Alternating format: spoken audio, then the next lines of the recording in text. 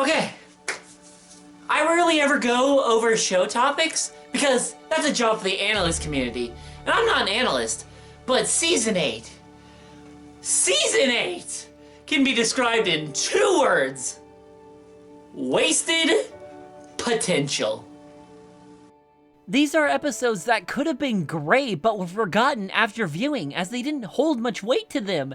This is sad as the ideas seemed good on paper but they just weren't executed that well at all. Season 8 was held back by a grand event that happened off screen, but we'll remind you about it constantly throughout the season. And of course, I'm talking about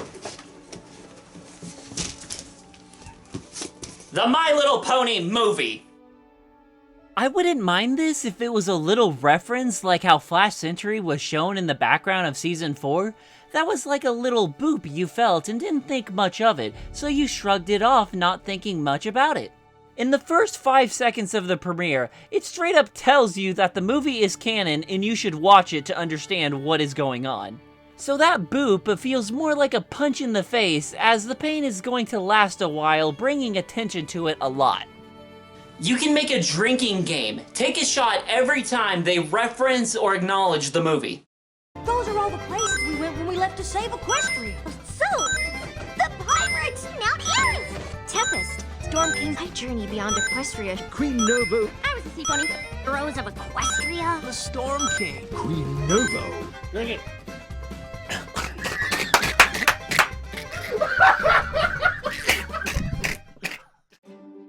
This season focuses on Twilight and her friends opening up a school of friendship in order to teach 6 creatures from different lands about how to love and tolerate one another. Now, this makes sense as Twilight went from neglecting friendship, to learning about friendship, to mastering friendship, to becoming the princess of friendship so she could spread friendship. So the next logical step would be to teach friendship and share it with other creatures around Equestria. Like Smolder, a dragon who reminds me of Scootaloo. Gallus, a griffin who doesn't want to be mean. A changeling named Ocellus, who is the only student that pays attention in her classes. Yona, a yak who just wants to smash. Silverstream, the hippogriff replacement for Princess Skystar. And Sambar, who's that one stoner kid we all know. I didn't mind the Student 6. Some pointed out that they were just another version of the main 6 as they borrowed some traits. Like how Smolder and Gallus reminded me of Rainbow Dash and Applejack, Ocellus was a mixture of Twilight and Fluttershy, and Silverstream was just straight up Pinkie Pie. They were fairly enjoyable. I couldn't find anything to really dislike about them other than some terribly written episodes, but what can you do? I will admit, Silverstream referencing the movie was distracting, and the way Yona's dialogue was written got annoying real fast. Other than that, I enjoyed seeing them interacting with each other, as I believe they all had a strong, genuine friendship together. We needed more episodes of them just hanging out, chilling, getting to know one another, having a little fun, getting into mischief, like what teenagers do. They're not bad characters, they're just teenagers. My favorite student out of all 6 of them would have to be Smolder, as I loved her relationship with Spike and how she was mentoring him on what it's like to be a dragon as he spent his entire life with ponies. It's nice that Smolder wants to help Spike out to teach him what it means to be a dragon, whether it be dealing with fake fathers or to go through puberty and earn your wings.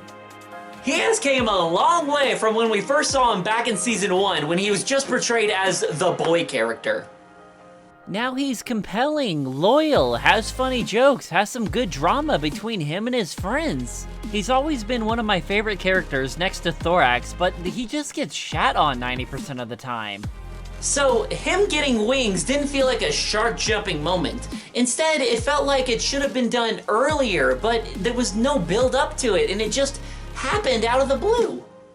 Like how the main 6 are still getting booty calls, whether it be to stop creatures from burning down a forest or something else, as this arc has been going on since Season 5.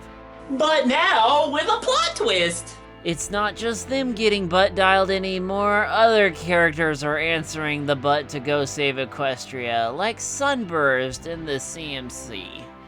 Which makes us question, how does this tree that created the map even work? What's this? A pony struggling with suicide? Not my problem. Some pony dealing with a divorce? Take 3 little fillies, I'm sure they won't cause a conflict. Discord wants me to send the main 6 on a fake quest? I do love a good joke. You know, I think I'll go torture those students and teach them a lesson. All the while, I'll stand aside while an evil entity uses the caverns that I created for some magic ritual. I do work in mysterious ways. The standalone episodes were just alright at best, or underwhelming. Friendship University brought back Flim and Flam scamming students, and it was only opened out of despite to shut down Twilight School. Granny's Gone Wild showed us how cool old people can be, just don't Google it. Scootaloo becoming a fan of another idol that played on her disability was just perfect. Fluttershy adopting multiple personalities was fun to watch, and Yakety Sax was some good world building. Oh, and we also got the return of Pink Amina. As much as I don't care for Starlight Glimmer, they definitely dumbed down on her this season as she only got 2 episodes that focused on her.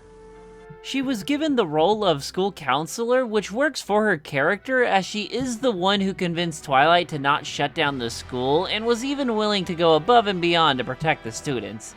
After that, her going on a road trip with Trixie perfectly sums up how 2 best friends would act traveling with each other, but I doubt you would sell their home for a bigger one.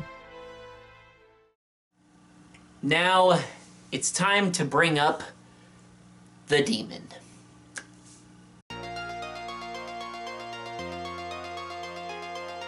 Early in the season, we get introduced to a character that the Cutie Mark Crusaders help in order to get into Twilight School of Friendship.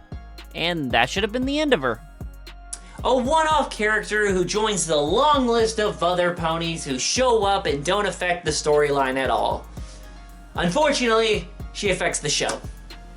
She starts to appear more and more frequently in the background, helping characters and just being the sweetest darn thing in the world. Surely she's not up to anything suspicious.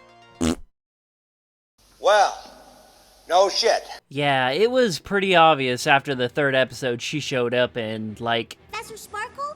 The male pony just came with, Yeah, a few she's things. definitely evil. She's the mastermind behind everything, as nobody would suspect a little kid doing everything in the background who was up to no good. Now, if only her motives made any lick of sense. I get the fact that she wanted to use friendship as power by sucking all the magic out of Equestria, but why? Just to get rid of it? It didn't make much sense as her main intention was to take over the school. Like, what? You could have gave it to T-Rex to help him bust out. Then we would have gotten an epic battle with emotion and high stakes, which would have made up for everything else we just witnessed. Wait, did I just fix the season finale? I did! Why in the hell would you pick running a school than running Equestria? You know it's bad when you're making Sunset Shimmer's plan sound great. The main 6 are completely useless as their life or death journey didn't mean anything to the plot, which sucks because they got the voice of T-Rex. How do you mess this up? Explain to me, writers! Explain! I can sorta see what they were going with this, as they wanted the students to be the heroes, but the fact that every important character, Starlight, the CMC, and especially the main 6, which, may I remind you, all throughout this season, they were praised for defeating the Storm King and saving all of Equestria. So for them to be outsmarted by a little kid is just insulting! why couldn't have Twilight been the villain? Not that one, the evil one, who was able to make her own plan, who outsmarted Chrysalis and even had the equivalent power to hold her back. Why couldn't have she been the villain? This whole season was just a mess, despite a few good episodes here and there. Nothing carried much weight, as they had to figure out how to tie in the movie so newcomers wouldn't feel lost. Unfortunately, everyone felt lost. The show contradicts the movie, which contradicts the show. I don't know if this was due to the higher-ups, Generation 5, or the show concluding, as something definitely felt off.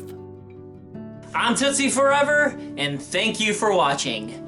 Now, if you don't mind, I'm going to go rewatch season 1 and 2 of the show, back when it was good.